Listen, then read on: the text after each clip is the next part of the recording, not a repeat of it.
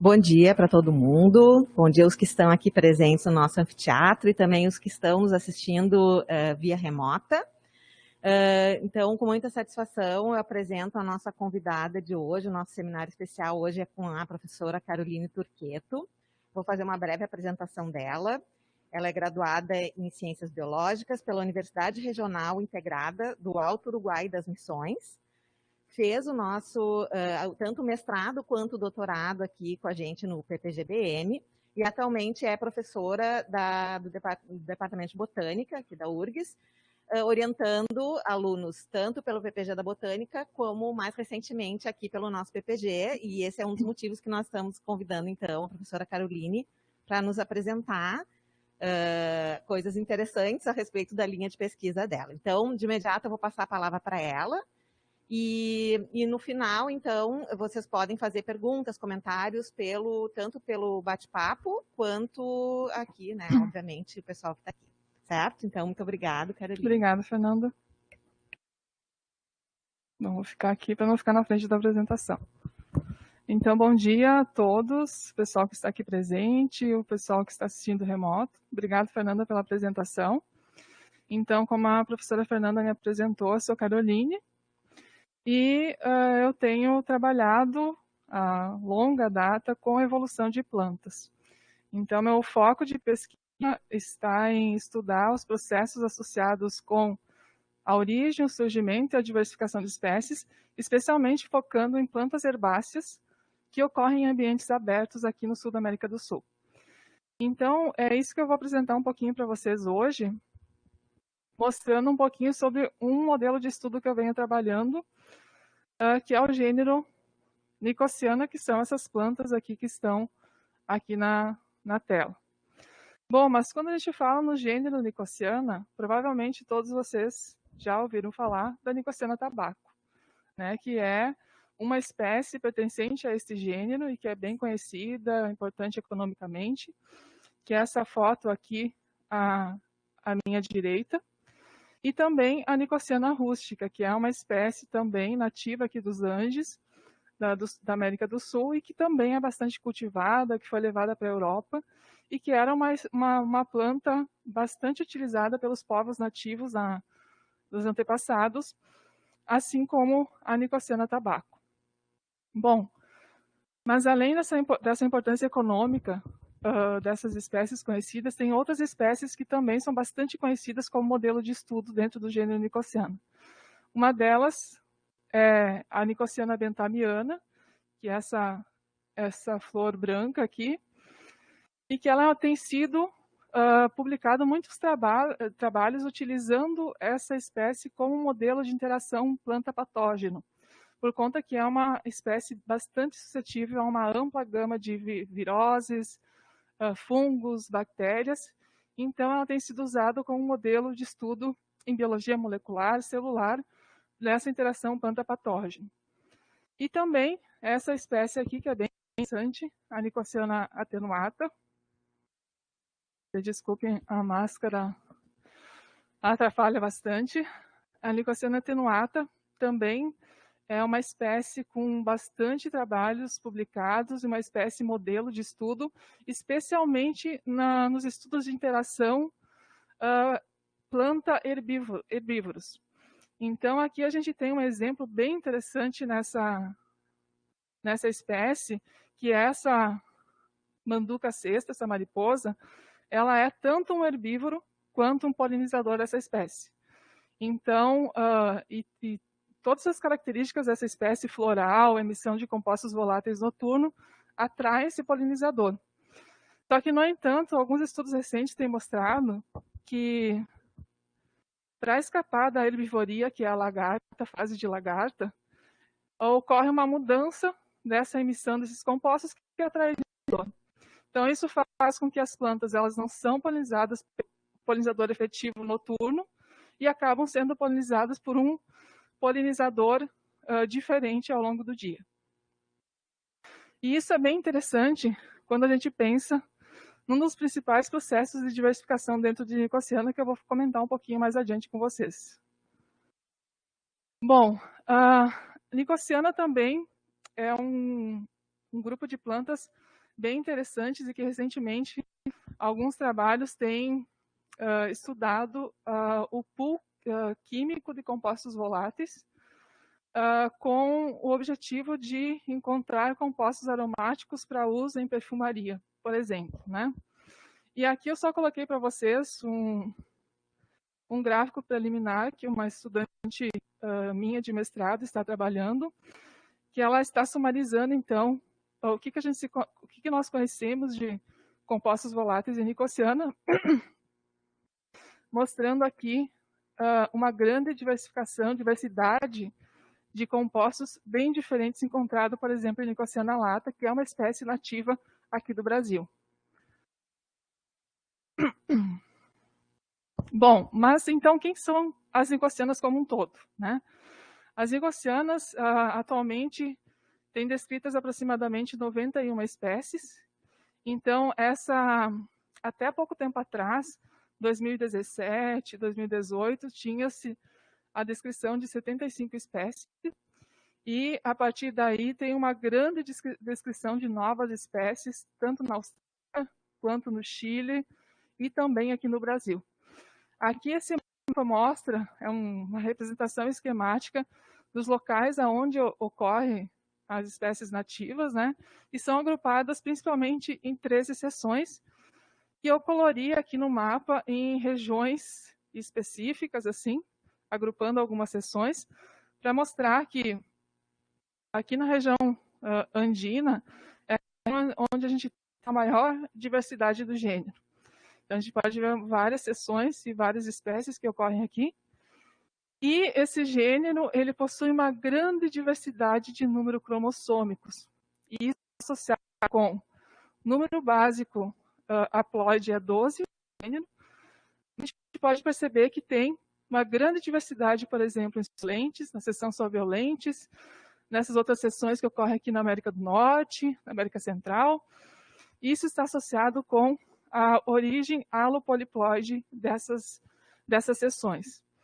Então, o que se sabe é que possivelmente a origem do gênero tenha sido andina e eventos de hibridação natural tenham originado o ancestral e posterior colonização para as demais áreas.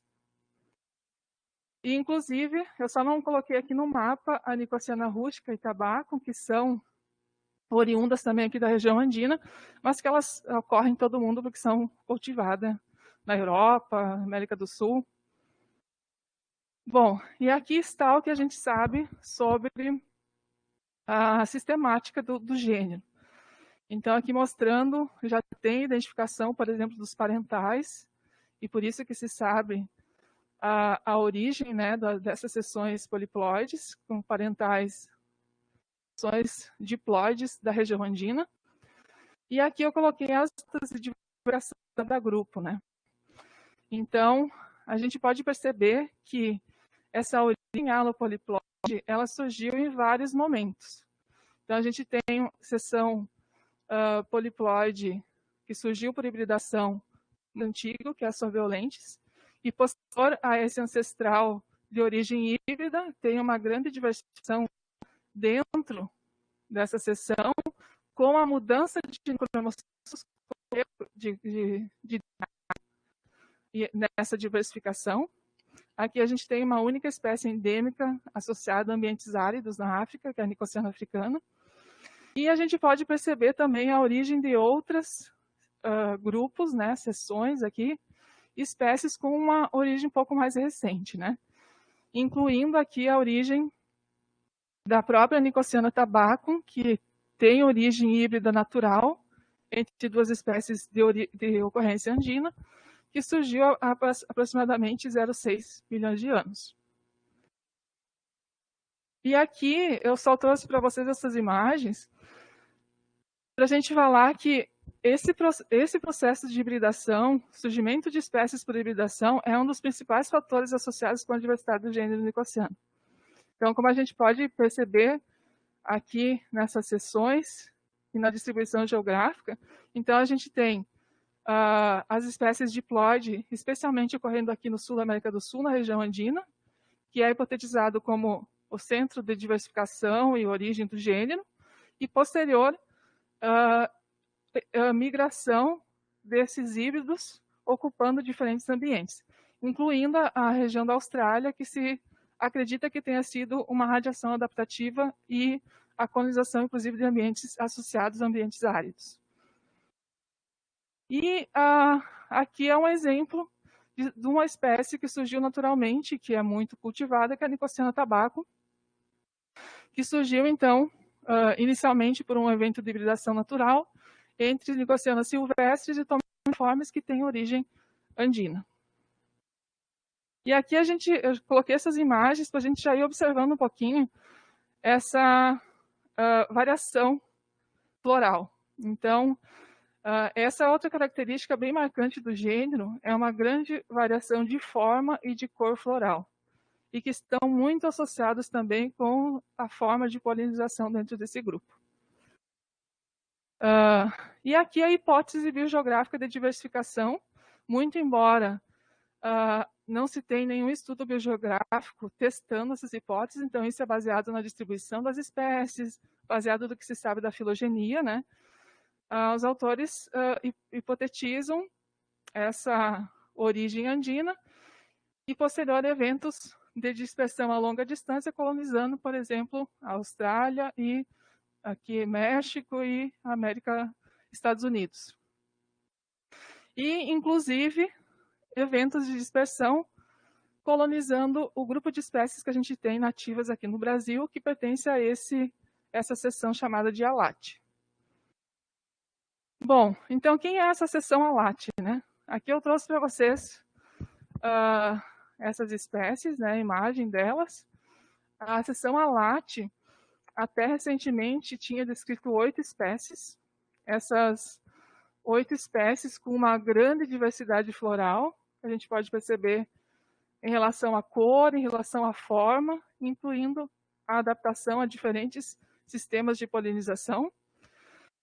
E, recentemente, tem sido encontrado novos morfotipos e possíveis novas espécies aqui no Brasil, incluindo, por exemplo, a Nicotiana gandarella, recentemente descrita pelo grupo do professor João Renato, e outras formas, astroenses, que também é um morfotipo associado com Nicotiana forgetiana, e, além disso, em populações com uma gama de distribuição mostrando fenótipo misto entre as espécies, né? Então, aqui é uma das espécies que eu coloquei, tem uma característica bem intrigante, que ela muda de cor com o passar da idade da flor. Então, por isso o nome Nicotiana mutabilis. Então, ela abre a flor branca e ela vai ficando magenta até o envelhecer dela. E assim, não tem estudos de campo para ver sistema de polinização ou ao que está associado, que fatores, se é um fator ecológico associado com polinizadores ou que resposta estaria associado essa mudança de cor nessa espécie. E aqui a gente percebe que tem sistemas especializados de polinização e que é discutido como fatores associados com o surgimento de espécies. Então, a gente tem duas coisas não contraditórias, mas dois fatores postos, que é o cruzamento de espécies que gera diversidade e, ao mesmo tempo, a especialização floral que gera diversidade. Mas, quando a gente observa essas coletas no campo, essas plantas, a gente observa também. Deixa eu ver se eu vou conseguir colocar, acho que não vai dar.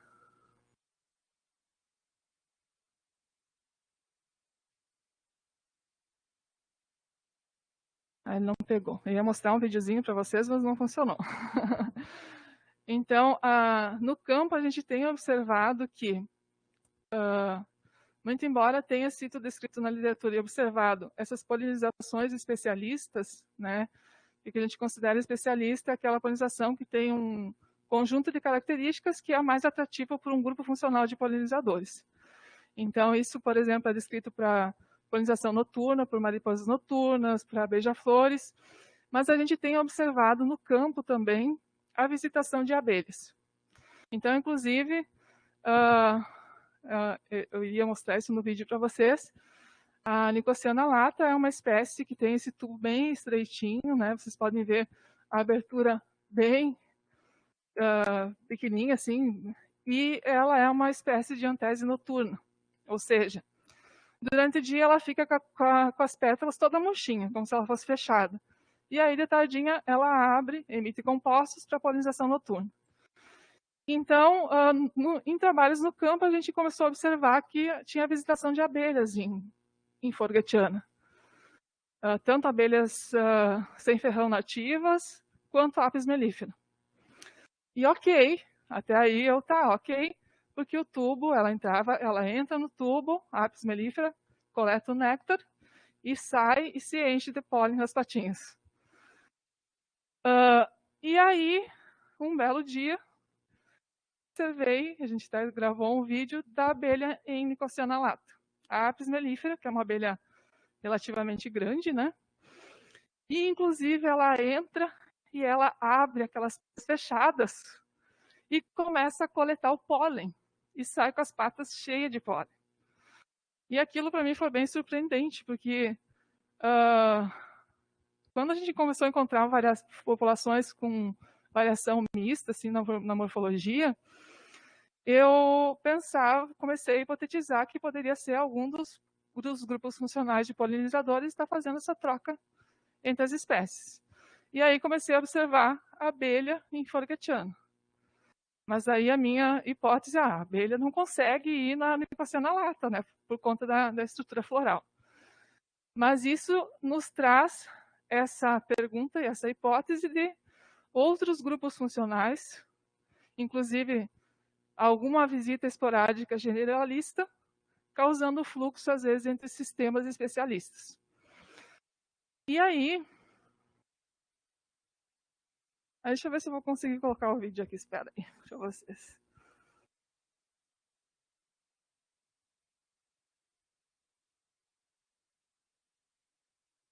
Vamos ver. Ele não pega o Gabriel, que resolve tudo, né, Gabriel?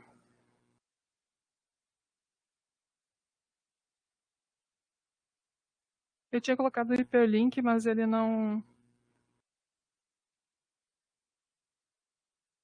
Quando a gente começou a gravar e observar, eu fiquei tão maravilhada que eu comecei a falar, olha só, a abelha aqui na flor.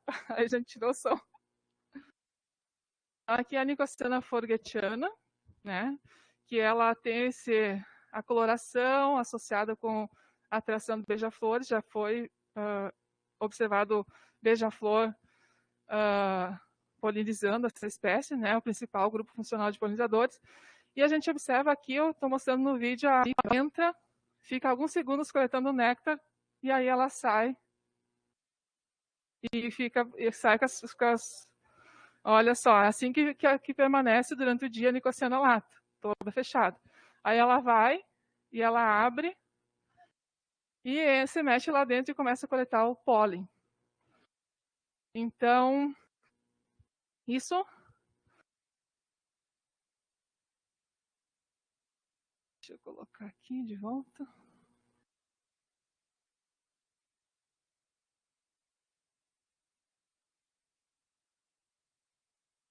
Acho que foi, né?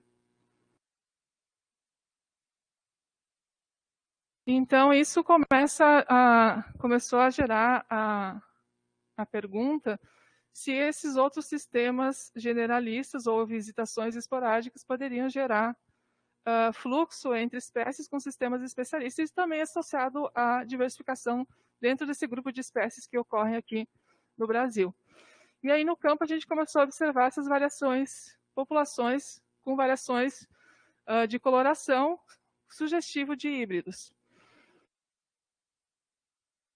Deixa eu só voltar aqui. Eu coloquei a foto depois. A gente começou a observar essas variações, além de outros morfotipos que poderiam ser novas espécies. Além disso, Essa espécie aqui é uma espécie que há 70 anos nunca mais tinha sido encontrada na natureza. Foi encontrada uma única coleta por um padre de Santa Catarina, os padres que estudavam botânica, e depois nunca mais tinha sido encontrado na natureza, que é a Nicotiana azambuja. E o ano passado teve alguns pesquisadores de Santa Catarina que conseguiram recoletar essa espécie. E essa aqui é uma possível nova espécie também em Santa Catarina, na região mais leste, em que ela tem essa forma floral bem similar à Nicotiana forgetiana, mas ela tem a coloração branca. Então, na realidade, aquele número de espécies que a gente achava que tinha na seção, é bem possível que tenha muito mais, e alguns processos bem interessantes no surgimento dessas espécies aqui no Brasil, né, dessa seção que ocorre aqui no Brasil de Nicotiana. Então, mediante isso, o que a gente tem feito, usando a Nicotiana como modelo, usando diferentes métodos e abordagens, tanto morfologia, dados ecológicos e moleculares, para entender um pouquinho a história do surgimento dessas espécies da seção Alate. Então, primeiramente a gente foi para o campo, investigou então e coletou com o foco na região de distribuição geográfica forgetiana, para verificar então, ter uma amostragem a nível populacional e conseguir identificar essas variações geográficas na forma da corola, e que é uma característica bem importante para a associação com os polinizadores. Então, a gente foi para o campo, coletou, aqui em azul é a Nicotiana forgetiana, amarelo a lata, e esses dois pontos vermelhos são duas populações que a gente encontrou aquela variação sugestiva de híbridos. E esses pontos rosas aqui é a Nicotiana, que já está em processo de descrição, a Nicotiana rastroensis, que até então era um morfotipo associado à Nicotiana forgetiana, e a gente então mostrou a área de distribuição também com esse objetivo de entender se tinha essa diferença de variação de forma floral em relação a essas espécies. Essas variações na geografia que poderia ser uma nova espécie. Então, aqui é um exemplo da variação que a gente encontrou naquelas duas populações, na população 1 e 2, que é pela cor, variação na cor e também na forma, e que são sugestivos de hibridação. Especialmente porque a gente já tinha um trabalho publicado com as espécies desses autores, mostrando a variação, então, da forma e cor floral de híbridos artificiais entre as duas espécies. Então, o que a gente encontrou no campo era bem similar ao que se sabia de híbridos produzidos em laboratório. Então, a gente usou esse método de morfometria geométrica, marcando, então, os landmarks para extrair a forma tanto da área frontal ou da forma do tubo da corola, para identificar, então, essas variações. Aqui, primeiramente, nesse gráfico, a gente vai observar a Nicotiana forgetiana como um todo na distribuição, incluindo a região aqui em preto e cinza, que é a região geográfica onde a gente coletou essa possível nova espécie associada à forgetiana. Então, o que a gente observou com esses resultados? Que a forma floral frontal, ela variava no sentido geográfico da distribuição de forgetiana. Estava associado com uma forma um pouco mais estrelar das pétalas, uma forma um pouco mais pentagonal, arredondada. E, além disso, diferença nessa abertura, tamanho de abertura da fálcia ali da corola. E essa variação, nesse gráfico, a gente não usou informação de espécies aqui a priori, ele mostra justamente essa variação que é o forgetiana e essa possível nova espécie associada à forgetiana. Essa diferença ela é bem mais evidente quando a gente olha a variação da forma do tubo da corola, que a gente observa um tubo mais largo da Astroensis e um tubo um pouco mais estreito da Nicotiana forgetiana. Além disso, aqui tem uma característica bem importante, que é o que governa esse eixo aqui do CV1, que é essa forma desse ápice aqui do tubo da corola. Então, em forgetiana, essa parte de baixo aqui, ela é mais aberta. Então, a flor ela fica posicionada um pouco mais para baixo assim. E a de Nicotiana rastroensis, ela é como se fosse mais redondinha, a parte de baixo. Então, redondinha ou um pouco mais aberta. Então, é principalmente essa mudança dessa forma que é o que a gente observa de maior diferença entre essas duas espécies, porque já é uma espécie que estamos em processo de descrição. E aqui a gente observa aquelas duas populações com a variação da cor, né? Que é em preto e em vermelho. Então, amarelo é uma espécie, azul é outra espécie. E a gente observou especialmente que uma das populações, que é a população AP2, que é o vermelho, a forma frontal da corola, ela sobrepõe basicamente com a Rastroensis forgetiana. E a gente vê uma maior variação na população AP2, na forma, que ela tem formas gradativas que sobrepõem com uma espécie, com outra espécie intermediária. E isso é mais evidente também no tubo da corola, né? A gente vê aqui uma mesma coisa, uma sobreposição com as espécies e uma variação incluindo formas das espécies e formas intermediárias. Então, sugerindo que, sim, possivelmente seriam híbridos entre essas duas espécies. E aqui a gente analisa a diferença de tamanho tanto da forma da corola frontal, quanto tamanho de tubo.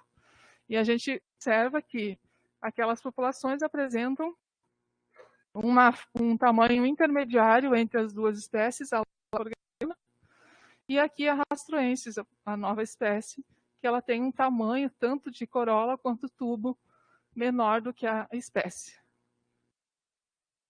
A gente também analisou a associação, se havia alguma associação entre a forma frontal ou lateral, ou do tubo, em relação a variáveis climáticas. E a gente observa que existe essa correlação entre a forma, então, do que é forgetiana e rastroense, com as variáveis climáticas da região e também com a altitude. Então, elas ocorrem em ambiente altitudinal diferente. Então, para investigar um pouquinho sobre os eventos do clima associados com mudanças de hábitat dessas espécies, a gente também fez projeções de adequabilidade de hábitat para eventos passados dos períodos glaciais e interglaciais. Por que isso nos interessa também? Essas espécies e todos esses novos morfotipos que eu comentei com vocês, elas ocorrem especialmente nessa região aqui. E aqui nesse mapa a gente pode observar em laranja e verde são as regiões de áreas abertas campestres, que são coletivamente chamadas de campos sulinos. Aqui essa região em verde são essas áreas abertas campestres inseridas dentro do bioma Mata Atlântica. Então, tem vários trabalhos mostrando essa dinâmica de contração e expansão floresta-campo associada com isolamento e especiação na região. Inclusive regiões de refúgio para araucária, tem podocarpos e outras espécies da região, que são de floresta, e de algumas espécies de ambiente campestre. Então, a gente testou com as projeções de adequabilidade para entender como que esse habitat poderia ser mais favorável ou não a essas espécies e tentar discutir um pouco sobre essas mudanças da distribuição das espécies potenciais, né, porque são potenciais, é uma projeção que poderia impactar nessa fragmentação ou dispersão e nessa contato ou isolamento e diversificação. E aí aqui a gente tem um resultado bem interessante aqui, que, por estudos palinológicos, tem se discutido que as espécies campestres elas teriam aumentado sua área de distribuição durante os períodos glaciais. Então, no último máximo glacial, mais frio e seco, aumenta e a floresta retrai e o campo aumenta. Essas espécies aqui, elas não ocorrem dentro de mata, elas são espécies que ocorrem em ambientes abertos. E aqui o que a gente observa, na realidade, é ao contrário. A gente observa que no último máximo glacial, mais expressivamente ainda para a forguetiana, e tem uma redução de adequabilidade de hábitat para a espécie. E que talvez, potencialmente, poderia estar associado com essa diversificação entre rastroenses e forguetiana. Isso também é observado, um pouco de mudança aqui de área de ocorrência para a Nicotiana lata, mas mais para a forguetiana. Então, a gente foi investigar também, que é um trabalho em andamento, esse da Isadora, a gente está investigando se as outras espécies também do gênero responderiam da mesma forma. E o interessante é que a gente vê que não responde da mesma forma. Então, por exemplo, Nicotiana mutabilis tem um aumento de área no LGM. E Nicotiana bonariensis também não tem redução, pelo menos de área, ou comparando com o tempo passado anterior, tem provavelmente um aumento de adequabilidade de hábitat. Então, isso nos levou a pensar que provavelmente essa dinâmica de expansão de espécies campestres pode estar associada com algumas espécies, especialmente dentro da família das gramíneas, né? Mas que nem todas as espécies que ocorrem em ambientes abertos, elas responderiam da mesma forma. Então, a gente está com um projeto que é investigar isso, compilando dados moleculares publicados na região sul da Mata Atlântica e que pega também todo o Pampa. E a partir dessas espécies que têm dados publicados moleculares, a gente está modelando as projeções de adequabilidade de hábitat para tentar discutir um pouquinho sobre esse impacto dessa mudança de área de ocorrência, de distribuição, na distribuição da diversidade genética que a gente observa hoje. Então, por isso que a gente está pegando essas espécies que têm dados publicados, né? Tem dados moleculares publicados. Então, mas e para as nicotianas, né? Então, uma das conclusões é que Rastroensis é uma nova espécie, que ela está atualmente em processo de descrição de nova espécie. Possivelmente, a gente observa hibridação natural e forguetiana, que fatores ecológicos estão associados com a origem de espécies dessa seção alate, além de hibridação, que é um dos principais fatores de diversificação do gênero, e que as oscilações climáticas, elas possivelmente impactaram de diferentes formas as espécies de Nicotiana da seção alate, e possivelmente também outras espécies de ambientes abertos da região. Mas por que eu falei possivelmente, né? Porque a gente também a gente vai testar esses dados morfológicos com genômica populacional. Então, a gente já tem esses dados, já recebemos os dados de genômica daquelas populações, e a gente vai começar a analisar esses dados agora. A gente também está com um projeto cultivando as plantas em casas de vegetação, coletamos as sementes dessas populações no campo, cultivamos em casas de vegetação, estamos analisando a variação de pigmentos florais e a variação dos compostos voláteis das espécies e dessa variação que a gente encontra para usar todos esses dados e discutir esses possíveis fatores associados à diversificação desse gênero. Bom, então, era isso que eu preparei para vocês hoje. Espero que tenham gostado.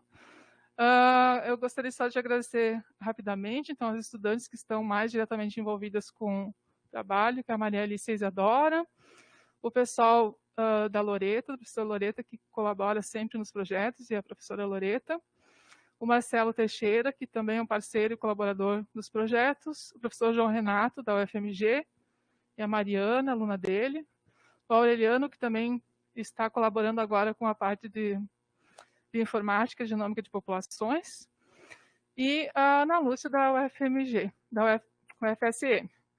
E obviamente os órgãos de fomento, né, CNPq, FAPERGS, PPGBM, URGS e PPG Botânica. Obrigado a todos vocês pela atenção.